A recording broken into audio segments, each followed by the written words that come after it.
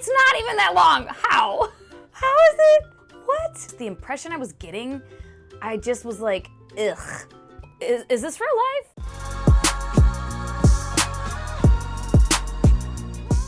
Well, hello. Welcome back to my channel. Just Shauna here to talk about some friggin' books. There's only a couple today, and it's like half and half DNF versus actually read. So there's that. Where the fuck?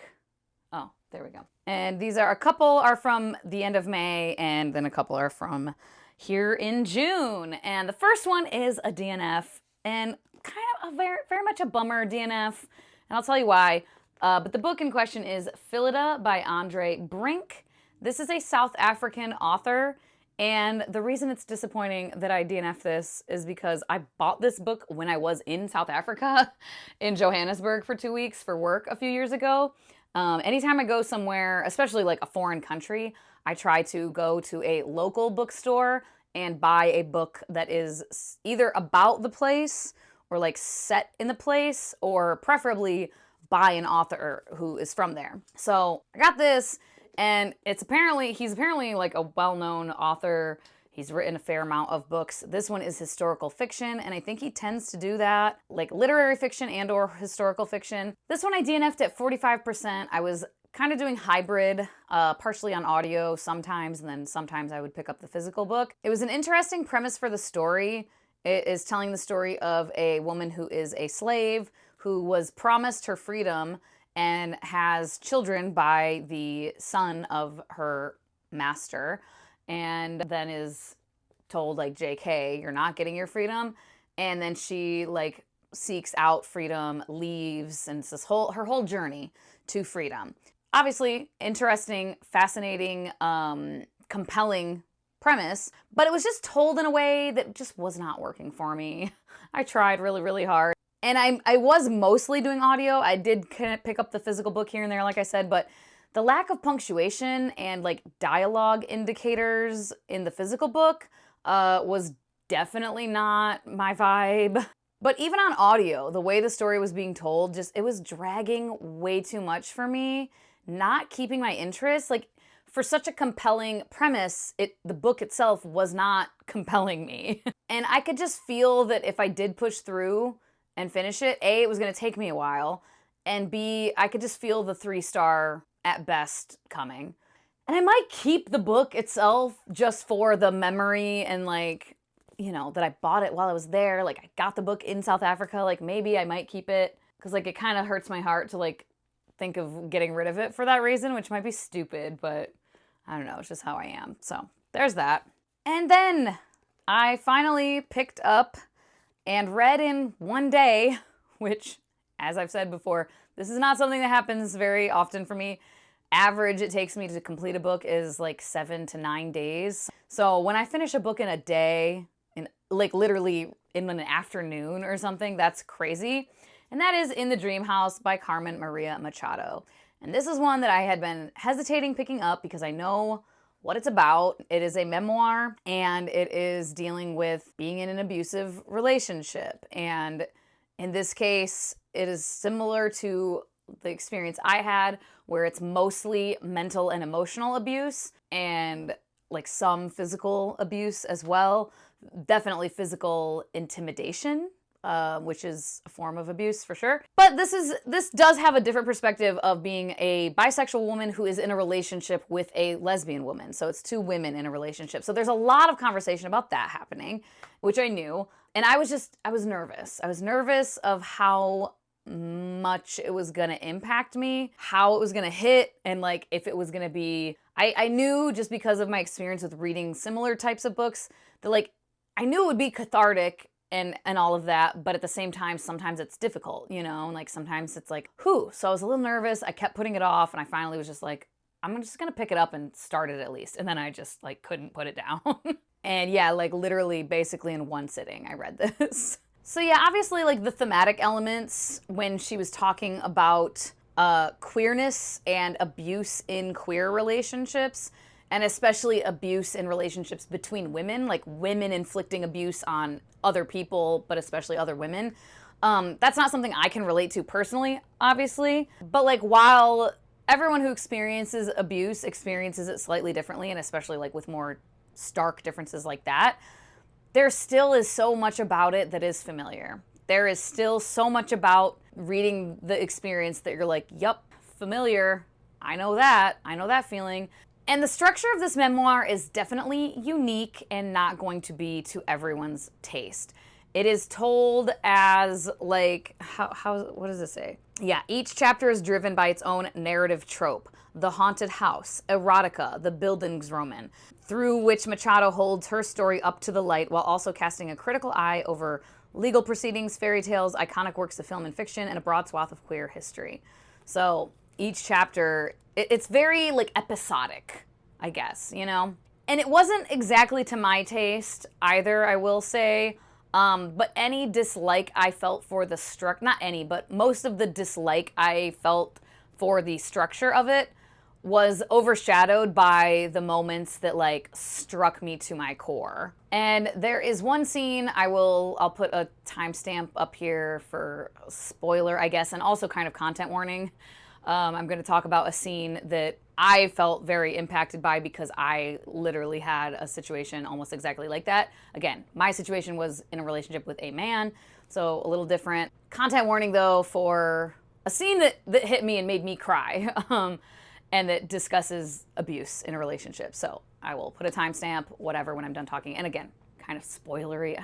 That sounds weird to say. It's someone's fucking real life. Like, who's spoiler? I don't know what the big twist is, but like, if you plan on reading the book, you probably don't want to know like the scenes that happen later on, because it is like later in the book. So this scene where she is talking about being screamed at and chased around the house angrily, chased around, things being thrown at her, and in her case she locks herself in the bathroom. In my case, I went and locked myself in a guest room, while her abuser is trying to break down the door, basically like pounding on the door, shoving her body at the door, continuing to scream. And then the author of the book comes out later, still crying and shaking and like very upset, and her abuser is just chilling and says, "What's wrong? Why do you look so upset?" And that scene, like, just reading that, like, even right now, like, ooh, because the mind fuckery. The mind fuckery of like someone doing this to you and creating this like fucking home of terror. And like in my case, I actually eventually I opened the door because again, it was a grown man, 6 foot something grown man. And like my thought process in that scenario was I had gone in there and locked the door trying to de-escalate. Like I was just like, this needs to de-escalate. We've talked about this so many times. Like he knows this level of anger like is not good and we cannot go there. So that was me trying to de-escalate and telling him like, I'm going in here and I'm locking the door. Leave me alone. Like I'm trying to de-escalate. We don't need to be screaming at each other. Like it's too much. Like stop. And him pounding and trying to break into the room. And my thought process being, what's the bigger risk here? Like letting him continue to beat down the door. Eventually, it's not like some big wooden door. It's a flimsy ass. He can break the door down if he keeps trying. So, and then at that point, he'll be so escalated probably where he's like gone, like just naturally his like fucking adrenaline is going to be going. That might be more dangerous for me than if I just like open the door myself right now and allow him to come in here into the room with me in his anger. Like risk and reward here. Which one might be scarier for me? And like having that whole thing. But then yeah, having him be like telling me like, oh my God, you're being dramatic. Like, why are you crying? Why are you crying so much right now? Like, we're just having a fight. Like, and just the mind fuckery of like, are you fucking kidding? Are you fucking kidding me? Are you fucking kidding me? That experience, like, yeah, man, it just made me start crying immediately when I read that. It was just such a succinct way to showcase that absolute mind fuckery of emotional and mental abuse. And like, let me terrify you and torment you and make you feel fearful for your safety only to ask you why you're so upset or tell you like you don't need to be so upset. God, calm down. It makes you feel like you're living in a fucking alternate reality, like Twilight Zone. And you're just like, is this real life? So yeah, there was several moments like that, several things that were like, ooh, that one in particular just really got me. I did feel like there were several sections that kind of were like a bit fluff, like, I guess they were probably the sections that felt like more of like just the literary fiction stuff, where we weren't talking directly about like her experience with the abuse, but it was like chapters that were more of like commentary on film and commentary on like how abuse is depicted in this, or commentary on legal proceedings with abuse and stuff like that, where she wasn't showcasing anything like an actual experience she went through, like a specific experience she went through. She was just like talking about these things. And a few of those felt a little bit like fluff to me. And I just didn't think that I personally just didn't think that they added to the thematic elements enough. And that they weren't really even adding to the like, here's what abuse can look like and feel like story being told, for sure. So because of that and the structure not always working for me, that's the only reason it wasn't a solid 5 stars for me. But 4.5 stars, still an incredibly solid, memoir. So would recommend for sure. Then I fucking finished, finally, a book that I started. This is a nonfiction. I was only listening to it on audio, and it's pretty fucking long. It's gotta be. Let me see how long this book is. It's not even that long. How? How is it? What? It's 464 pages, which I guess for nonfiction is fairly long. I started it on March 23rd, though, and I finished it on May 31st. It took me 69 days to read this book.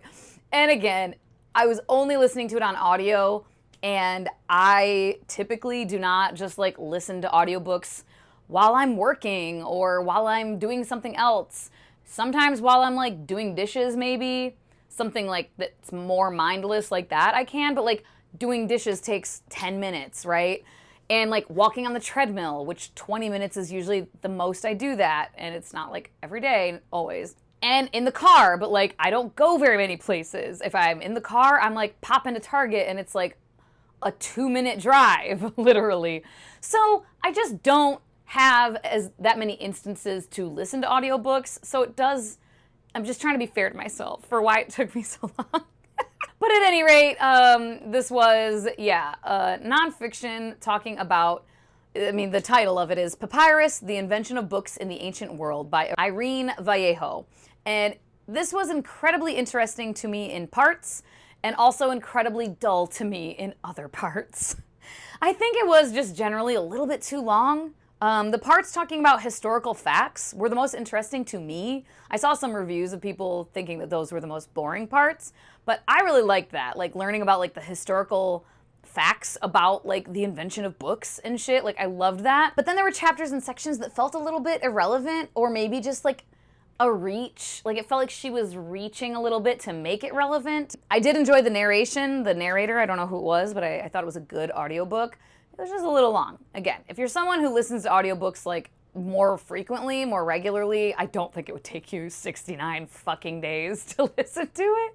But alas, here we are. And I ended up giving this 3.25 stars. If it had been a little bit shorter and just a little bit more like concise, it would have been higher, because those parts that were interesting were really, really interesting to me. So, and then another DNF, and this one was a pretty quick DNF and a bummer. That is Prophecy by Elizabeth Haydon. I read Rhapsody last month, I think, and I quite enjoyed it. I didn't give it like 5 stars, but I don't remember what I rated it, like 3.75, I think. It was pretty solid, and I was like, okay, I'm intrigued. I'm going to check out the rest of the trilogy. I picked up this one, and I DNF'd it at 9%. It is like epic fantasy. I was finding myself pretty bored for the most part. And I wasn't obsessed enough with the first book. I think if the first book had been like 4.5, I would have at the very least pushed through past 9% of this. I think the combination of like being pretty bored and the first book not being like, oh my God, just made me be like, yeah, it's probably fine if I just give up, you know? And there is a character who we see in the first book a little bit towards the end. Like he's there, but like barely. And then he was much more prevalent in this book, and it just felt like he's gonna be much more prevalent. And he's the worst. And it was like, I don't even know why. At the point that I had gotten, like, I hadn't seen enough of him to like have a real solid impression of him, but just the impression I was getting, I just was like, ugh. Just like icky. Icky. I didn't like him.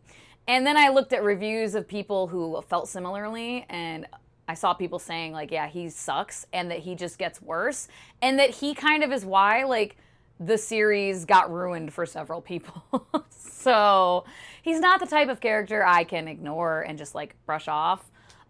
He made me definitely want a DNF. And then this one I literally just finished today, so I haven't even written like any comments on Storygraph about it. But The Man Who Died Twice by Richard Osman. This is book 2 of the Thursday Murder Club. I got the copy from the library, but then I just used a Libro FM audiobook credit to get the audiobook, and that is how I listened to it. The library audiobook copy of this is like several months wait, so I was like, fuck it, I have a credit, I'm gonna use it. But yeah, I enjoyed it. I don't know what I'm gonna rate it. What am I gonna rate this? Wow. It's these 4 elderly folks in this like little retirement community, and they're solving crimes. One of them used to be in MI6 or MI5. I don't know. She was like a fucking spy. And yeah, I enjoyed it. This series, I got all 3 of the other books. Like I have book 3 and book 4, also physical copies, from the library. And I kind of now I'm like, maybe I jumped the gun because I think I need a little bit of a break for a second. And I did request the audiobooks of the other 2 from the library, and they are also a pretty extensive wait. But now I'm kind of like, maybe that's fine. Maybe I'll wait. Because I like it. I enjoyed it. But it's also, I don't know, not like the most fun thing ever for me personally. What did I give the first one? I gave the first one like 3.75, yeah. And this one I feel like might be like a 3.75 also. Maybe like a 3.5. I don't know. At least a 3.5. Maybe a 3.75. I kind of need to think about it. I probably should have not included this book in this fucking video since I'm like, I don't fucking know. The characters are fun. I enjoy their dynamic and like getting to know them even more. I do really, really, really like them. Bogdan is great, and like the 4 people are great. The 4 old folks, love them. Elizabeth. Joyce I liked even more here. Maybe I'll pick up the next one right away, but I might wait a minute. Let me know if you have read any of these, and if so, what your thoughts are, or if you haven't, but you're planning to, and you're excited, or maybe less excited now, based on my thoughts. As always, thank you so much for your time. Hope you all have a wonderful day, and I will talk to you later. Bye-bye.